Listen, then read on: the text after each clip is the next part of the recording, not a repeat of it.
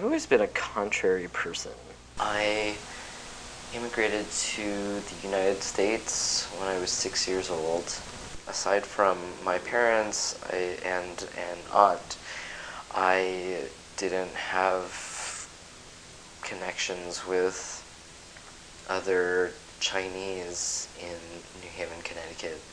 And I learned to take pride in being odd. Coming out as a trans guy, first to people who already knew me as male-identified instead of female-identified, it taught me to be powerful when I express myself. It taught me to judge when it was time to express myself and when it was better to be quiet, and I made a lot of mistakes in both directions. I learned to be much more confident. I learned to be powerful in asserting myself and expressing myself when I chose to do so.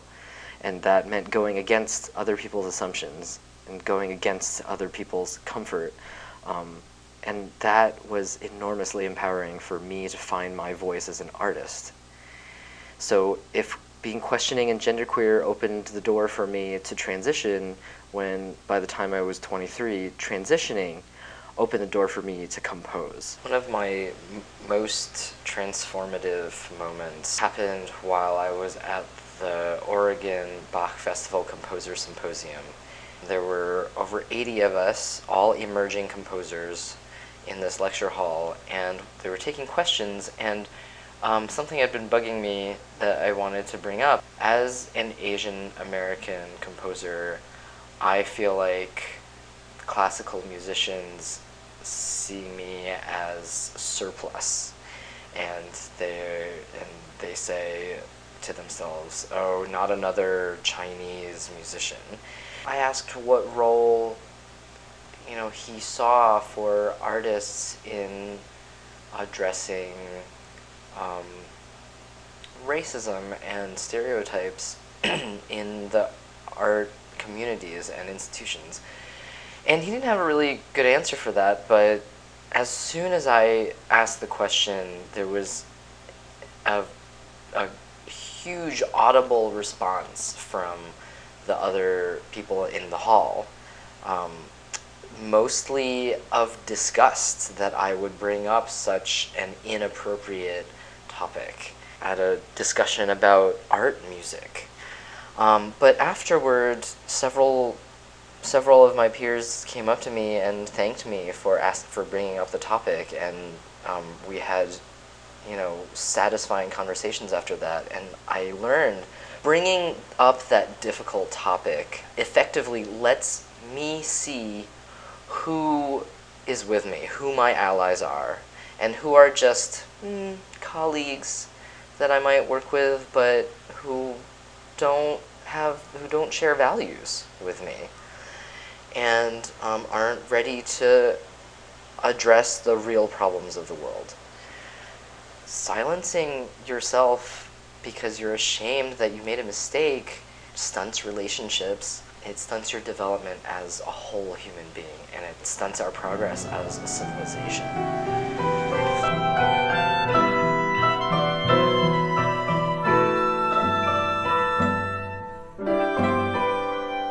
I grew up at a Chinese immersion school in San Francisco, the Alice Fung Yu Public School, which was a great experience. I grew up speaking Cantonese and then later Mandarin.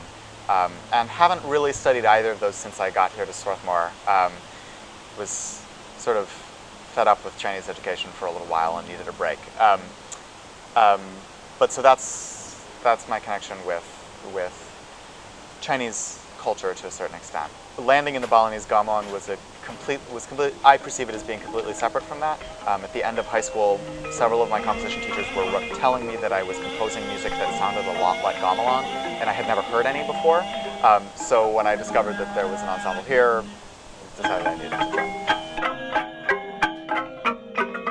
Really, I feel somewhat captivated by this music to the point where it starts to overwhelm my own musical sensibilities sometimes. So sure, if you want to use the word fetishistic, I'll accept that.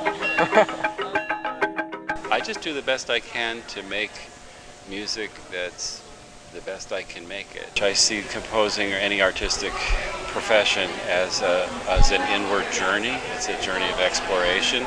and everything I experience out in the world of not only music and culture, but life experience in general, goes into the basis from which I make music.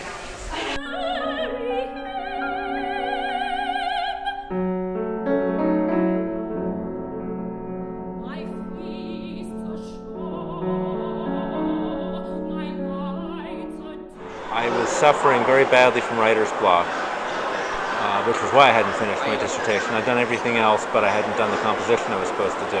The requirement of a teacher to be clear, precise, verbal and analytical about music was precisely what was making it impossible for me to function as a composer.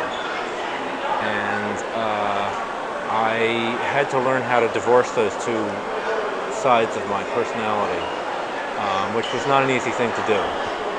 But eventually I did it. And I think it was partly that I was teaching composition when I first started teaching at Swarthmore. It was impossible for me to preserve those separate domains when I was teaching composition. It's too personal. So I don't teach composition anymore. I leave it to people like Jerry Levinson who are really, really good at it and who like doing it.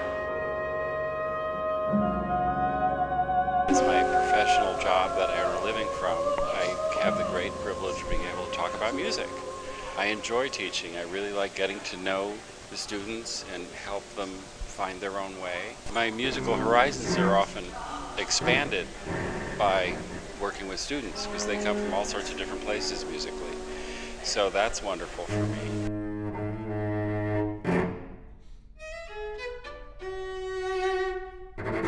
So the piece I'm working on right now, which is a string quartet, formally I think I was very influenced by Stravinsky. Harmonically, I think I was really inspired by analyzing Ligeti's first string quartet, which already is very based on Bartók's string quartets, but it's a lot of like equivalent contrary motion stuff, coupling lines with transposed inversions. And there's an entire little 2-minute very aggressive movement in the piece, which is basically purely metal inspired. What do you think this music that you've been writing is good for, like, to do when you're listening? You know, what should your audience be doing? Should they be? Would you have receptive anal sex while listening to your string quartet?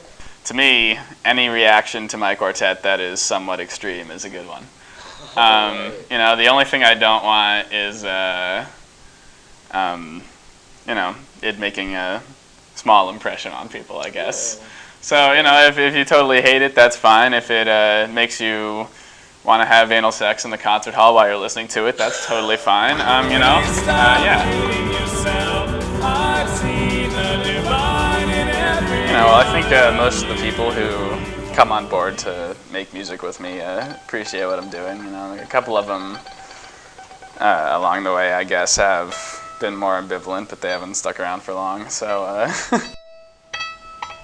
there is a certain intimacy to having people play your music, for sure. Like there's a real intimacy there. And danger, right? Oh yeah, sure.